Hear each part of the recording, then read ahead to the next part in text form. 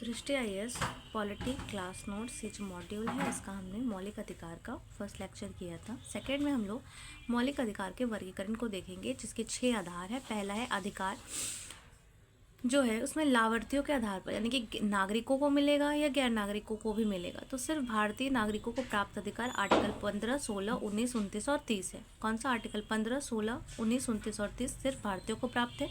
भारत में रह रहे सभी व्यक्ति जैसे भारतीय नागरिक और गैर नागरिक दोनों को प्राप्त है 14, 20, 21, 21 का क, 23, 24, 22, 25, 26, 27 और 28। दूसरा जो आधार है वो है अधिकार लागू होने की प्रक्रिया के आधार पर, यानी स्वतः लागू हो जाता है या कोई कानून बना के लागू करना पड़ता है। तो वे अधिकार जो संविधान के साथ स्वतः ही लागू हो जाते हैं वे आर्टिकल 14, 19 और 20। और दूसरा आधार वे अधिकार जिन्हें लागू करने के लिए संसद को विशेष कानून बनाना पड़ता है, जैसे 15 का 2, 17, 18 का 3 और 4, 21 का क, 23 और 24। तीसरा जो आधार है वो है प्रकृति के आधार पर, नकारात्मक प्रकृति है या सकारात्मक। नकारात्मक प्रकृति वे होते हैं कि जिसमें राज्य क्या नहीं कर सकते, और सकारात्मक वे होते हैं जिसमें राज्य को क्या करना चाहिए। उसके यहाँ पे आर्टिकल दिए हुए हैं। उसके बाद जो चौथा है वो है कार्यपालिका तथा विधायिका पर लागू होने की दृष्टि से, मतलब या सिर्फ कार्यपालिका पे लागू होगा या विधायिका पे भी लागू होगा। तो सिर्फ कार्यपालिका की शक्तियों को मर्यादित करने वाले अधिकार आर्टिकल 21। हालांकि अब यह सर्वोच्च न्यायालय इसकी व्याख्या बदल चुका है, अब जो इसकी व्याख्या चेंज कर चुका है। अब कार्यपालिका के साथ साथ विधायिका की शक्तियों को मर्यादित करने वाले आर्टिकल्स जैसे 15, 17, 18, 20 और 24। पांचवा जो आधार है वह है विकास की दृष्टि से, विस्तार की दृष्टि से। विस्तार की दृष्टि से कहने का मतलब है कि ये जो है राज्य की शक्तियों को सीमित करता है या सिर्फ या फिर निजी व्यक्तियों की शक्तियों को भी सीमित करता है। तो सिर्फ राज्य की शक्ति को सीमित करने वाले अधिकार 14, 16, 18, 1, 20 और 22।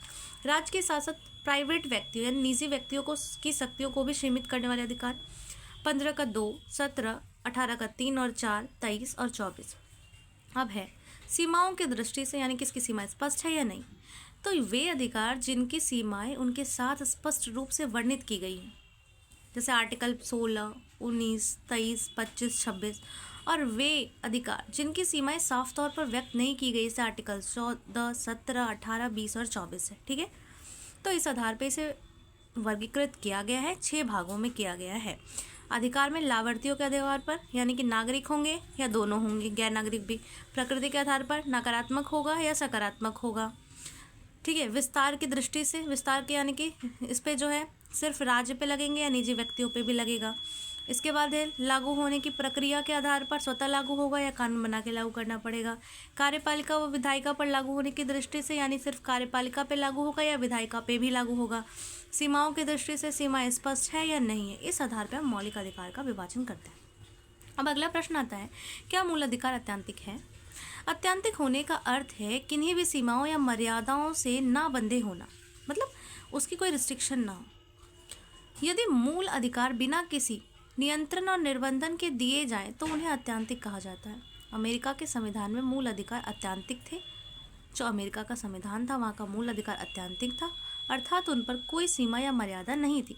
किंतु धीरे धीरे अमेरिकी राज्य ने महसूस किया कि सीमा रहित मूल अधिकार राज्य के समुचित संचालन का बाधक है। ये परेशानी खड़ा कर रहा है क्योंकि कोई सीमा है ही नहीं मूल अधिकार की। चूंकि अमेरिका के संविधान संशोधन की प्रक्रिया बहुत जटिल है, इसलिए मूल अधिकार पर उचित सीमाएं अध्यारोपित करने की जिम्मेदारी अमेरिकी सर्वोच्च न्यायालय को उठानी पड़ी। दूसरी ओर इंग्लैंड को देखें तो इंग्लैंड में मूल अधिकार एकदम कमजोर स्थिति में। वहाँ की जो संसद है वो इतनी शक्तिशाली है कि वह किन्हीं भी अधिकारों को किन्हीं भी सीमाओं तक मर्यादित कर सकती है।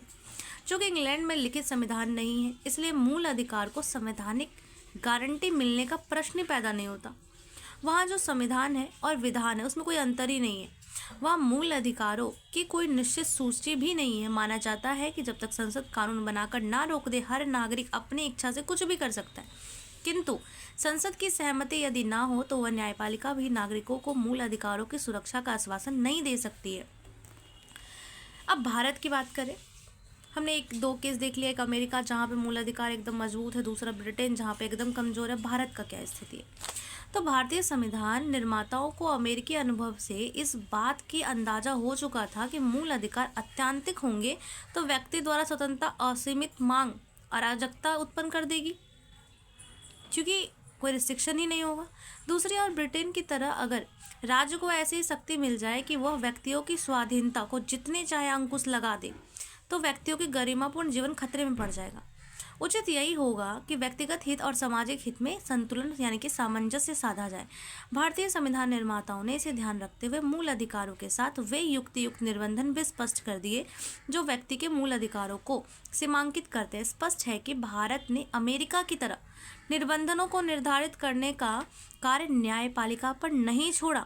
तब भी यह ध्यान रखना जरूरी है कि निबंधन और युक्त निबंधन जो लगाया गया है वो उन्होंने खुद लगा दिया, लेकिन ये निबंधन युक्त है यानी कि रिस्पॉन्सिबल है या नहीं है, ये तय कौन करेगा? न्यायपालिका ही करेगी, क्योंकि संविधान में निर्वचन से तय होता है, संविधान के निर्वचन से तय होता है ये, और संविधान का निर्वचन करना न्यायपालिका का क्या है?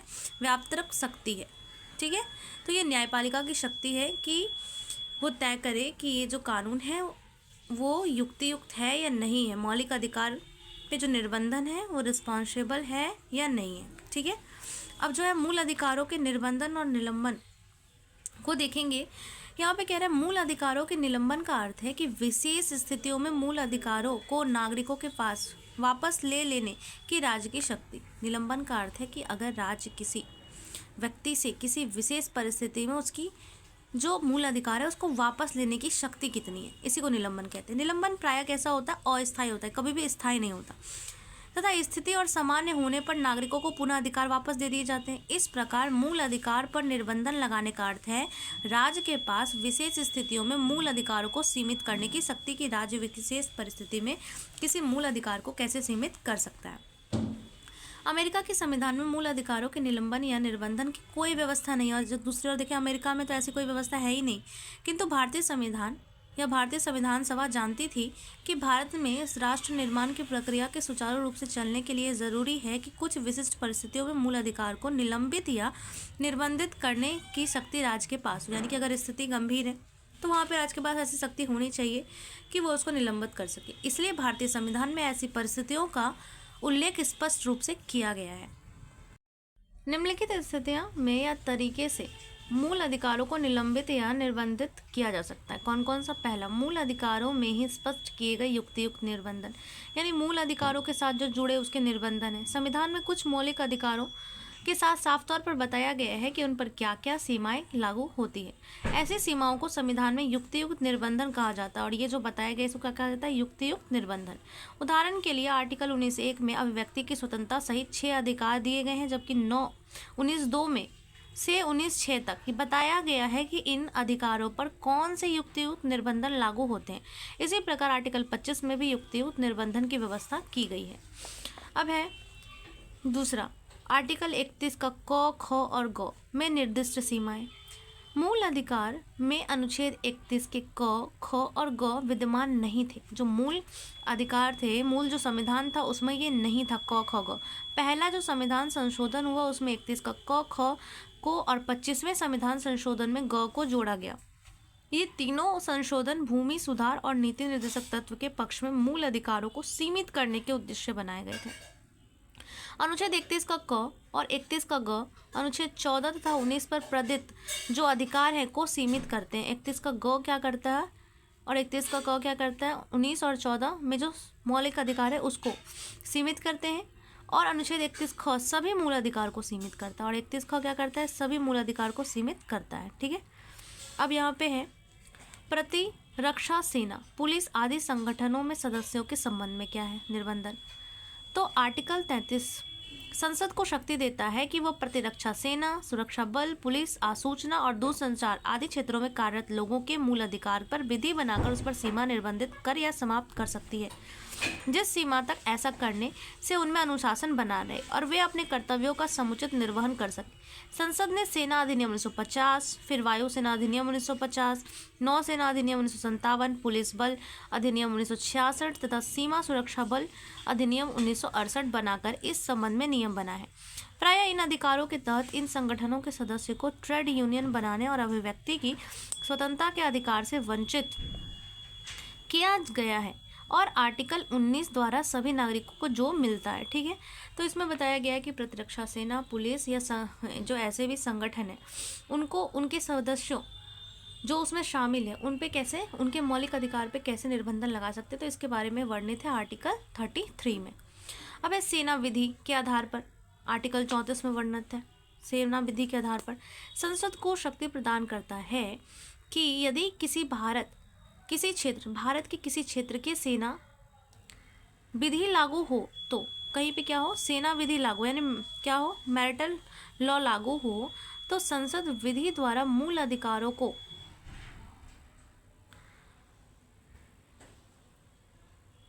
यहाँ पे कह रहा है कि आर्टिकल जो 34 है वो कह रहा है कि संसद को यह शक्ति देता है, आर्टिकल 34, कि यदि किसी भी क्षेत्र में क्या हो, मार्शल लॉ लागू हो, तो संसद विधि द्वारा मूल अधिकारों को पूर्णतः या अंततः क्या कर सकता है, निर्बंधन कर सकता है या आरोपित कर सकती है, रिस्ट्रिक्शन उस पर लगा सकती है। वस्तुतः सेना विधि प्रवर्तन के साथ ही मूल अधिकार निलंबित हो जाते हैं और नागरिक न्यायालय जो सिविल कोर्ट है के स्थान पर सैन्य न्यायालय जो होता है वो काम करने लगते हैं। संसद चाहे तो क्षतिपूर्ण अधिनियम पारित करके सेना विधि द्वारा दिए गए दंडों से नागरिकों को मुक्त कर सकती है। गौरतलब है कि सेना विधि यानी मार्शल लॉ आर्टिकल 352(1) के अधीन की गई आपात उद्घोषणा से भिन्न है। आपात उद्घोषणा से ये क्या है, अलग है। अब है आपात उद्घोषणा के माध्यम से भी हम लोग निर्बंधन कर सकते हैं, रिस्ट्रिक्शन लगा सकती है संसद। कैसे? संविधान के अनुच्छेद 358, 359 में स्पष्ट है कि यदि 352 के तहत राष्ट्रपति देश में आपातकाल लागू होने की उद्घोषणा करता है तो कुछ मूल अधिकार निलंबित किए जा सकते हैं। इस संबंध में प्रमुख तथ्य इस प्रकार है। अनुच्छेद 352 के अधीन आपातकाल की घोषणा होते ही राज्य अनुच्छेद 358 के अनुसार उन सभी बंधन या मर्यादाओं से मुक्त हो जाता है जो 19 अर्थात स्वतंत्रता के अधिकार में बताई गई थी। इस स्थिति में आर्टिकल 19 जो है में दी गई स्वतंत्रता निलंबित हो जाती है। ठीक है, आपातकाल में सरकार द्वारा की गई कार्यवाही और विधायिका द्वारा पारित विधियों को न्यायालय में इस आधार पर चुनौती नहीं दी जा सकती कि इसमें अनुच्छेद 19 द्वारा दिए गए अधिकारों का प्रवर्तन बाधित हुआ। यानी कि हम यहाँ पे आप कोर्ट में नहीं जा सकते कि हमारा 19 का जो है मौलिक अधिकार, आर्टिकल 19 का जो है उल्लंघन हुआ है, क्योंकि ये निलंबित हो जाएगा खुद ब खुद। इसके अलावा आपातकाल के दौरान राज्य द्वारा की गई कार्रवाई के विरुद्ध आपातकाल के बाद भी कार्रवाई नहीं हो सकती। अभी जैसे मान लीजिए आपातकाल का टाइम किया गया, बाद में जाके भी हम इस पर केस नहीं कर सकते क्योंकि वो आपातकाल था, उस टाइम में खुद ही यह जो 19 है वो निलंबित हो जाएगा। उसके बाद एक और है आर्टिकल 359 द्वारा राष्ट्रपति को यह शक्ति दी गई है कि वह संविधान के भाग 3 में उल्लेखित मूल अधिकारों को न्यायालय से प्रवर्तित कराने के अधिकार भी निलंबित कर सकता है।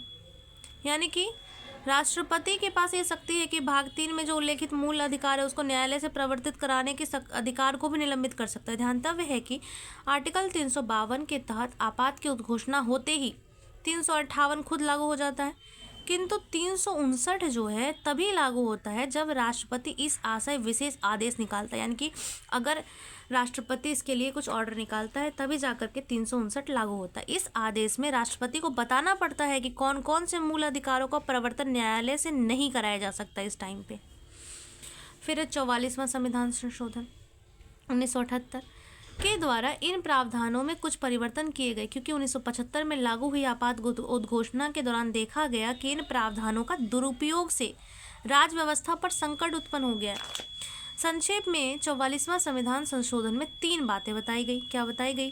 पहला कि आर्टिकल जो 19 है उसमें दी गई स्वतंत्रताओं को सिर्फ तभी निलंबित किया जा सकेगा जब आपात उद्घोषणा कब हो, युद्ध हो, बाह्य आक्रमण हो के कारण देश की सुरक्षा पर संकट उत्पन्न होने की वजह से की गई हो। ठीक है, सशस्त्र विद्रोह के आधार पर की गई आपात उद्घोषणा की स्थिति में आर्टिकल 19 द्वारा प्रदत्त मूल अधिकार को निलंबित नहीं किया जा सकता। और अगर सशस्त्र विद्रोह हुआ है तो उस टाइम पे हम क्या कर सकते हैं, आर्टिकल 19 निलंबित नहीं होगा। गौरतलब है कि मूल अधिकारों में आपातकाल लागू करने के लिए 3 आधार बताए गए। युद्ध बताया गया, बाह्य आक्रमण बताया गया और आंतरिक अशांति बताई गई। 44वें संविधान संशोधन द्वारा आंतरिक अशांति शब्द को हटा करके वहां पे क्या जोड़ दिया गया, तो सशस्त्र विद्रोह शब्द जोड़ दिया गया। ऐसा इसलिए किया गया क्योंकि 1975 में श्रीमती इंदिरा गांधी जी ने सरकार में आंतरिक अशांति को आधार बनाकर ही आपातकाल की घोषणा की थी, जिससे जनता के मूल अधिकार लगभग 1.5 साल तक स्थगित रहे थे। अब है अगला अनुच्छेद 359 में तहत राष्ट्रपति 44वें संविधान संशोधन में पहला देख लिया हमने। दूसरा क्या किया गया, तो दूसरा अनुच्छेद 359 के तहत राष्ट्रपति को यह शक्ति अब नहीं है कि वह 20 और 21 को निलंबित कर सके। अनुच्छेद 20 के संबंध में अपराधों के लिए दोष सिद्धि से संरक्षण है, जबकि 21 में प्राण एवं दैहिक स्वतंत्रता है। इसकी संरक्षण की गारंटी प्रदान करता है 20 और 21, और इसको अब जो है निलंबित नहीं किया जा सकता। उसके बाद है आपात उद्घोषणा के दौरान अनुच्छेद 358 केवल उन विधियों का संरक्षण प्रदान करेगा जिनका सीधा संबंध आपात की उद्घोषणा के साथ हो। इसके लिए उस विधि के कथन होना चाहिए कि यह विधि आपात से संबंधित है। शेष विधियों को आपात में भी न्यायालय में चुनौती दी जा सकेगी। अब ये नहीं है कि कोई विधि को न्यायालय में चुनौती नहीं होगी, जो आपात से संबंधित है उसको छोड़ के बाकी को दी जा सकेगी। अब है संविधान संशोधन द्वारा मूल अधिकारों के निलंबन और निर्बंधन। भारतीय संसद ने कई बार संविधान संशोधन के माध्यम से भी मूल अधिकारों को निर्बंधित करने की कोशिश की है। हालांकि इस मुद्दे में पर सर्वोच्च न्यायालय के साथ काफ़ी विवाद भी होता रहा है। वर्तमान स्थिति यह है कि संसद मूल अधिकारों को संविधान संशोधन के माध्यम से सीमित कर सकती है, पर ऐसा कोई संशोधन यदि संविधान के आधारभूत ढांचे को प्रभावित करता है तो न्यायालय उसे असंवैधानिक घोषित कर सकता है। संसद ने अपनी इस शक्ति का प्रयोग के आधार पर संपत्ति के अधिकार यानी कि आर्टिकल 31 को मूल अधिकार की सूची से बाहर करके विधिक अधिकार यानी कि 300 क बना दिया है। इसके अलावा कुछ अन्य मूल अधिकारों को भी संशोधन करके उस पर जो निर्बंधन है, रिस्ट्रिक्शन है, वो अध्यारोपित किए गए हैं। ठीक है, ये टॉपिक खत्म होता है। अब है कि क्या मूल अधिकारों का में संशोधन हो सकता है, इसे नेक्स्ट क्लास में देखेंगे। Thank you.